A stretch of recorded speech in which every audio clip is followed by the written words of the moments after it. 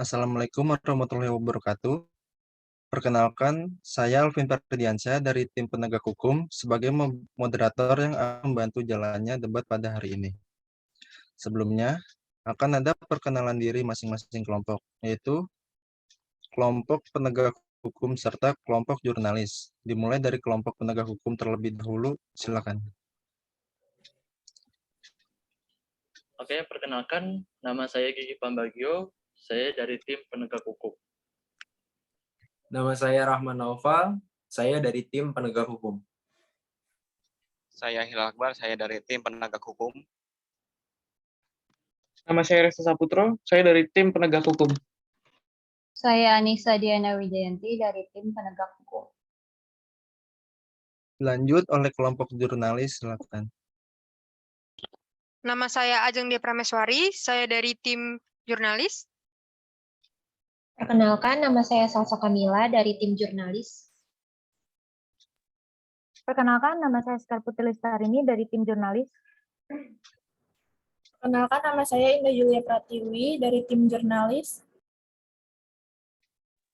Dan perkenalkan, nama saya Nabila Safira dari tim jurnalis. Baik. Selanjutnya akan saya bacakan terlebih dahulu sinopsisnya. Cyberhell Exposing an Internet Horror merupakan film dokumenter asal Korea Selatan. Film dokumenter bergaya kriminal ini disutradarai oleh Son Choi. Cyberhell Exposing an Internet Horror mengisahkan tentang kasus penyebaran konten asusila yang pernah menggempar publik Korea Selatan pada tahun 2020 lalu.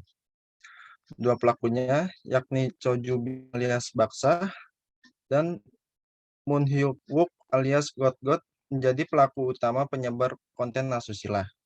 Mereka memanipulasi, memaksa, dan mengancam para perempuan muda untuk memberikan foto dan video dalam keadaan tidak pantas.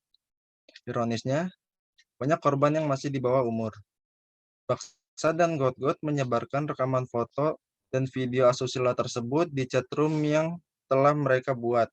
Kasus kriminal di Korea Selatan dikenal dengan istilah kasus Ente Harum yang melibatkan pemerasan dan perdagangan seks dunia maya.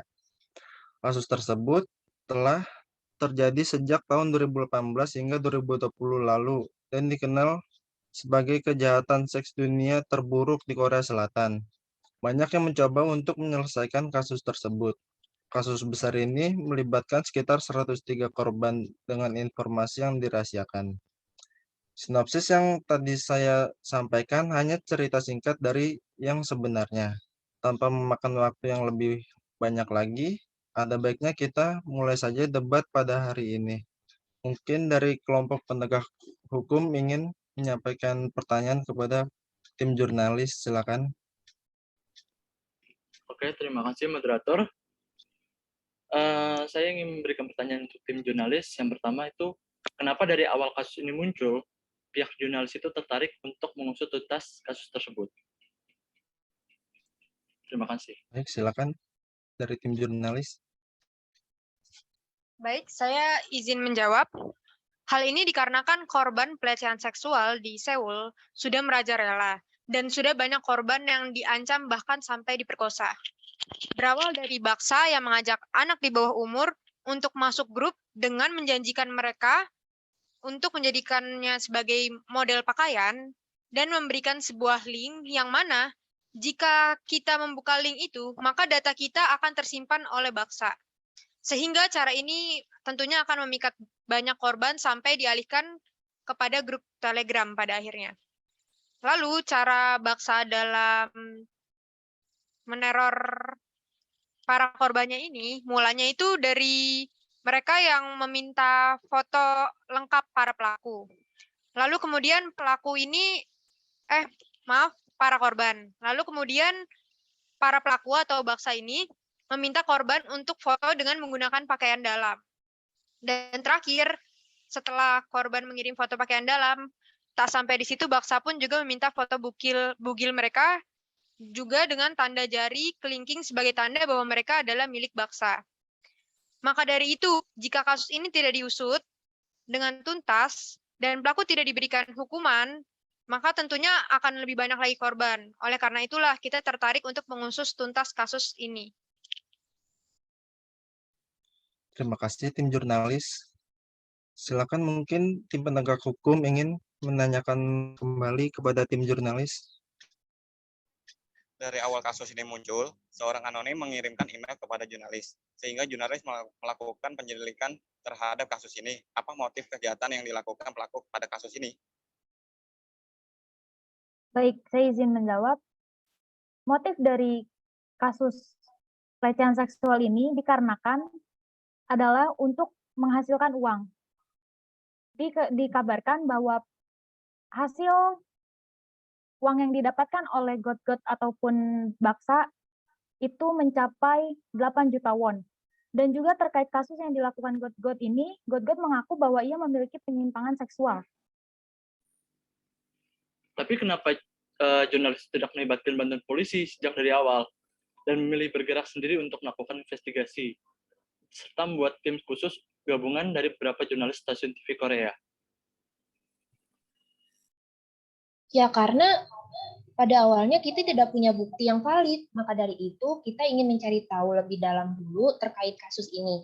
Baru setelah kami mendapatkan halayak dan meminta bantuan penegak hukum, bahkan kami sampaikan membuat tim khusus untuk menginvestigasi pelaku. Baik, mungkin sekarang tim jurnalis yang ingin memberi pertanyaan kepada tim penegak hukum.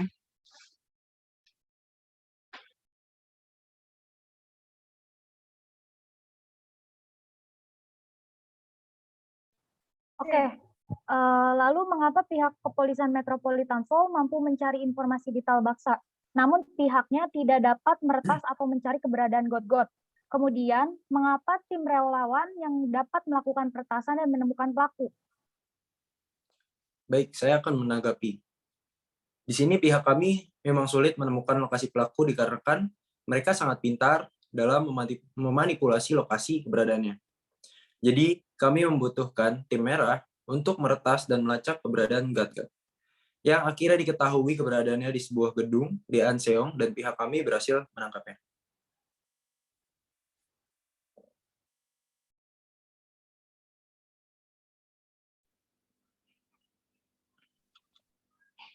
Kemudian kenapa pihak jurnalis itu menahan dan merasa takut untuk tidak lanjut menyebarkan informasi tentang Baksa setelah Baksa mengirimkan sebuah chat yang berisikan jika jurnalis melanjut menyebarkan informasi tentang dirinya, akan ada korban bunuh diri lagi selanjutnya.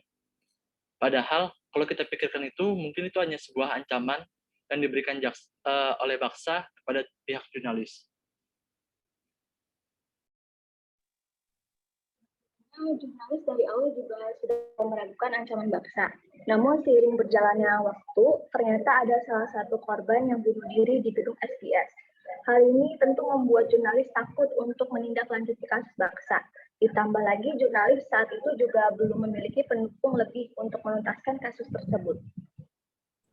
Maaf, mau menambahkan pertanyaan.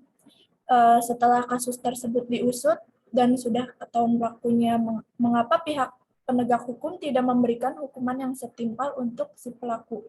Hukuman pelaku tersebut tentu saja sangat merugikan pihak korban atas kejadian ini. Saya akan menjawab dari tim penegak hukum terkait hukuman untuk pelaku kejahatan dalam kasus ini.